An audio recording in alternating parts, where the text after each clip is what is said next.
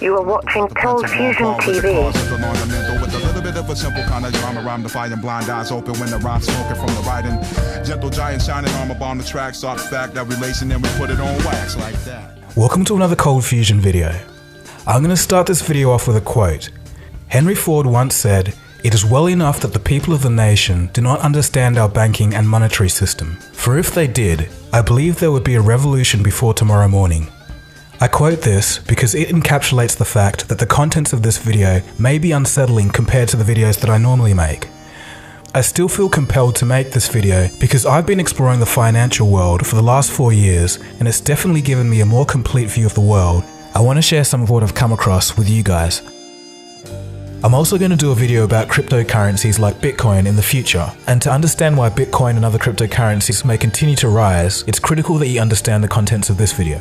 I hope that you find this topic interesting and that it inspires you to do your own research afterwards. Now, with that said, let's begin.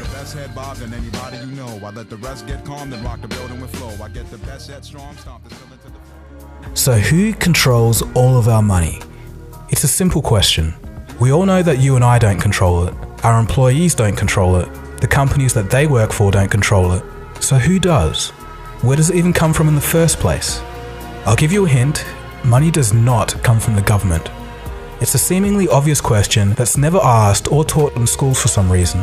Unfortunately, most people's lives are basically dedicated to money.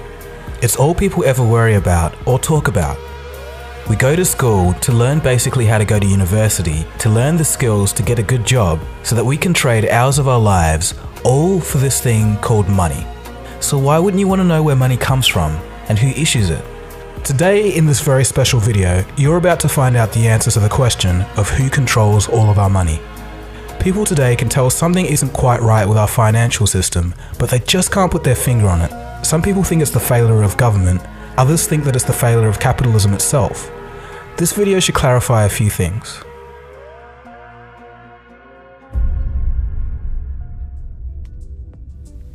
The year is 1694. And England had just suffered through 50 years of war.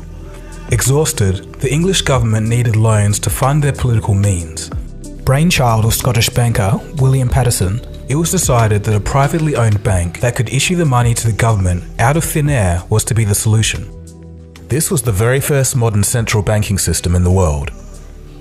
Central banking is more influential than laws, governments, and politicians, but strangely not the focus of the general public. Fast forward to the early 20th century, and after 2 failed attempts, a group of bankers wanted to put a central bank in the United States of America. It was December of 1910, and Senator Nelson Aldrich boarded a private train car in New York with 6 others. The 6 were not to be spotted by any news reporters to avoid questions. Their destination? Jekyll Island off the coast of Georgia. The meeting went for 9 days, and from that, they created the Federal Reserve System. This is all documented and a matter of public record. Some of them went on to write about the meetings in their personal biographies. Here's a quote from Frank Vanderlip, president of the National City Bank of New York, February 9th, 1935, in the Saturday Evening Post. "I was as secretive, indeed as furtive as any conspirator. Discovery, we knew, simply must not happen, or else all our time and effort would be wasted. If it were to be exposed that our particular group had got together and written a banking bill, that bill would have no chance whatever of passage by Congress." The 6 men that Nelson Aldrich brought together included the head of banks, branches of government such as the Treasury, and some of the richest people on earth at the time. To give you an idea of how rich they were, in 1910, these 6 men represented a quarter of the world's worth. The bankers told the American public that the purpose of the system was to stabilize the economy and to stop the grip of the Wall Street banks over America. The problem was, the guys that wrote the bill were the very same people they said they'd stop. If they succeeded, it will give a small group of men the ability to create money from nothing and loan it to the American government with interest. So why was it done in secret? Because the American people didn't want a central bank. Back then, unlike today, people knew what central banks were and understood them very well. Everywhere a central bank went, there'll be wealth inequality, wild swings between economic booms and busts, and after each bust, those at the top of society mysteriously came out richer while everyone else got poorer. Europe was the running example of this at the time. The Federal Reserve was originally drafted as the Aldrich Bill, but when it came into Congress, they recognized Senator Aldrich's name and smelt a rat. The bankers needed better cover. They decided to send two millionaire friends to carry the bill to quell the suspicions of Congress and renamed it the Federal Reserve Act. Next, in a textbook lesson of deceit, the bankers set out to fool the American people through disinformation. In the newspapers of the day, the bankers screamed and protested against the new Federal Reserve Bill. It would ruin the banks, they exclaimed. The average person read the protesting articles of the bankers and thought to themselves, if the bankers hate it, it must be good. And then they ended up unknowingly supporting a Trojan horse. The bankers also fooled Congress by putting clauses in the bill that limited their power, only to remove them once the bill was passed. A double head fake of the public and Congress was all it took. The bill was passed on December 23, 1913, while most of Congress was out on holiday. And with that, a small group had complete monopoly over the issuing and creation of American money. Today, the Federal Reserve is the most powerful entity in the United States, and they're not ashamed to admit it either. Here's former Fed Chairman Alan Greenspan. What should be the proper relationship between a chairman of the Fed and a president of the United States? Well, first of all, the Federal Reserve is an independent agency, and that means basically that there is no other agency of government which can overrule actions that we take. What the relationships are don't frankly matter. In addition to this, it seems that the Fed can't even be touched by investigating parties. So I'm asking you if your agency has, in fact, according to Bloomberg, extended $9 trillion in credit, which, by the way, works out to $30,000 for every single man, woman, and child in this country. I'd like to know, if you're not responsible for investigating that, who is? We have responsibility for the Federal Reserve's programs and operations, audits, to conduct audits and investigations in that area. In terms of who's responsible for investigating, would you mind repeating the question one more time? Mr. Chairman, my time is up, but I have to tell you honestly, I am shocked to find out that nobody at the Federal Reserve, including the Inspector General, is keeping track of this. So what does all of this have to do with me, you might be asking? I don't even live in the US. Well, two reasons. Number one, the central banking model from the Bank of England and the United States has now been put in all countries, and even consolidated power in parts of Europe as the European Central Bank, or ECB. This unites separate countries under one economic policy. The only places in the world that don't have central banks are North Korea, Iran, and Cuba. In 2000, this list suspiciously included Afghanistan, Iraq, and Libya. And number two, since the end of World War II, the US dollar has been the reserve currency of the world.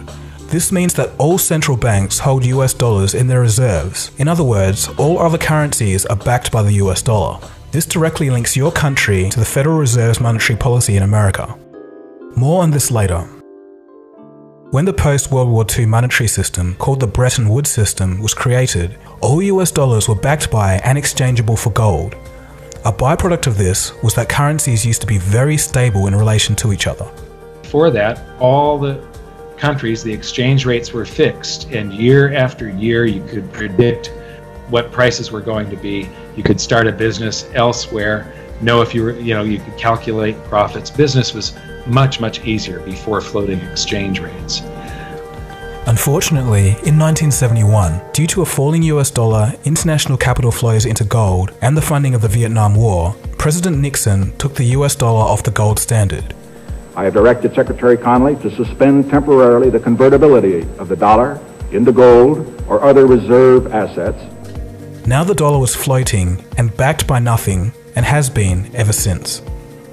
Okay, so let's think a little. If the US dollar is backed by nothing, but the world's reserves are backed by the US dollar, intrinsically, since 1971, doesn't this mean that all currencies are now backed by nothing tangible, only trust in the American government? Well, this is correct. Money backed by nothing is known as fiat currency. Fiat in Latin means let it be done. In other words, the government says it is money, so it is. A consequence to having money backed by nothing is that whenever the Federal Reserve creates money, it dilutes the currency supply of all other nations because their reserves are backed by the US dollar. All countries' reserves are worth less each time money is created. In the past few years, the Federal Reserve has printed trillions of dollars, and countries like Russia and China have noticed this. As a reaction to the money printing, these countries have been selling US dollar reserves and buying gold over the same period. But wait a second. Some of you clever thinkers out there may have asked yourself, if every currency on Earth is backed by nothing, how am I able to pay for things? Well, as it turns out, the whole economic system today is running because it's backed by faith. Faith that you can exchange your unit of currency for goods or services. In a way, part of that faith comes from the fact that not many people actually know where money comes from. We're about to find that out in this video. A central bank is essentially the entity that manages a nation's money supply, and it can loan money to the government with interest. In the United States and most other countries, it works like this.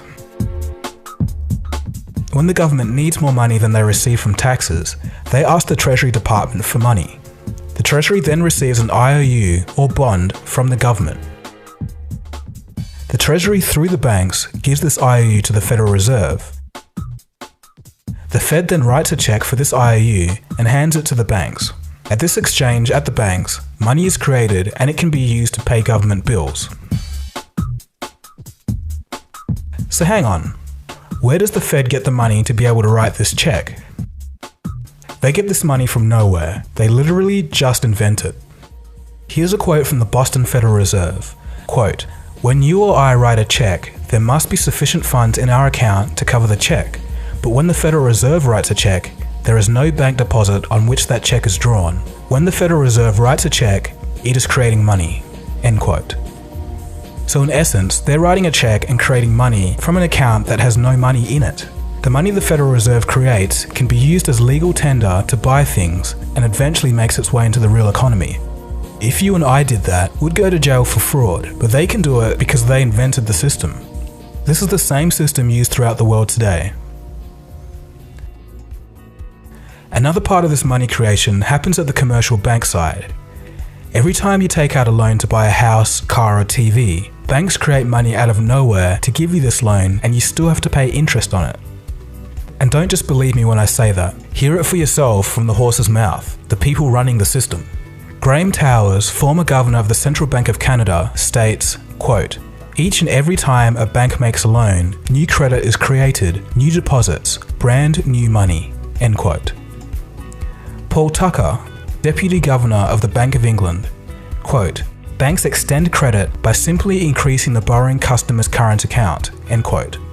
So what they're basically saying is that each time the bank makes a loan, the bank doesn't use other people's deposited money and give it to you. It creates new money. In modern times, this means typing digits into a computer. 97% of all money is digitally created like this. Only 3% is the physical cash and coins that we carry. Another crazy thing that commercial banks can do is lend out 10 times more money than they actually have in reserves. This is called fractional reserve lending. So who wrote this ridiculous system into law? For the United States, it was part of the Federal Reserve System drafted in 1913. And again, this is the same system used throughout the world. So what's the issue? Why should I even care? Well, there's consequences. When more loans are given out, more money is created and the rest of the money in circulation is worth less and less as the years go on. This is known as inflation. In a way, inflation is basically a tax that we all pay for the fraud of money printing. Easy money now in exchange for tax on our future generations. It's also why in 1950, a house used to cost $7,000 and a car, $2,000. Obviously, this is no longer the same today. Things will always keep getting more expensive as long as this system is in place. This was actually kind of okay because wages grew in relation to inflation until about 2008. Why this stopped happening is a story for another day. So things are already pretty crazy, but they get even crazier. The more you look into it, the stranger things become. So remember how we're talking about how central banks and commercial banks can create money out of nothing? This procedure actually does create something. It creates debt. Let me explain. When you take out a loan, it's written down as an asset in the bank as a negative form, kind of like a negative value of money, or otherwise known as debt. Under this system, debt is actually money. And again, don't just listen to me. Mariner Eccles, former governor of the Federal Reserve, states, quote, "If there were no debts in our money system, there wouldn't be any money." So in essence, instead of gold being the backbone of our economy, it's now debt. The system we're under now is sometimes referred to as the debt-based monetary system. It requires that debt always grows. Countries and people must become deeper in debt so that there's more money in the system, because remember, debt is money. If people and governments stop borrowing money and pay back loans, the debt doesn't grow, the money supply shrinks, and the system falters. It truly is bizarre, but we all live in this system each and every day. The Federal Reserve and other central banks control money by adjusting its supply and how much it costs to borrow money, otherwise known as the interest rate. With these tools, and as a consequence of human group psychology, central banks can create booms and busts in the economy at will and also distort and derail an economy by messing with it. Let's take a quick case study. In the year 2000, Federal Reserve Chairman Alan Greenspan cut interest rates to 1%. He did this to try and fight off a recession from the dot-com bubble and encourage people to borrow money. When interest rates are low, if you're borrowing money, you save a whole lot on repaying mortgages. Since a 1% interest rate hadn't been seen at the time since the 1950s, it was a pretty good deal. Greenspan's idea was that he could create a wealth effect. People would start to buy houses, the prices would go up, and then people would feel wealthier and spend more money in the economy and stimulate it. Greenspan sure succeeded in getting people to borrow money to buy houses, but they borrowed too much, and the result was the 2008 housing bubble. This is a prime example of what can go wrong when central banks mess with an economy. Yes, corrupt bankers have a lot to answer for in their role in the 2008 crisis, but the Fed has a far bigger long-term impact.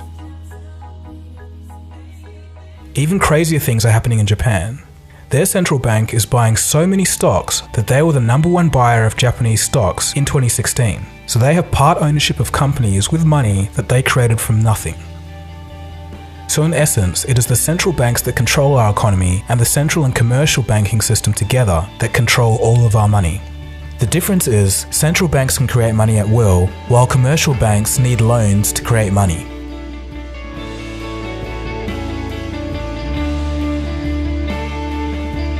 To give you an idea of people's views of central banking when people actually knew what central banks were, here's a couple of examples.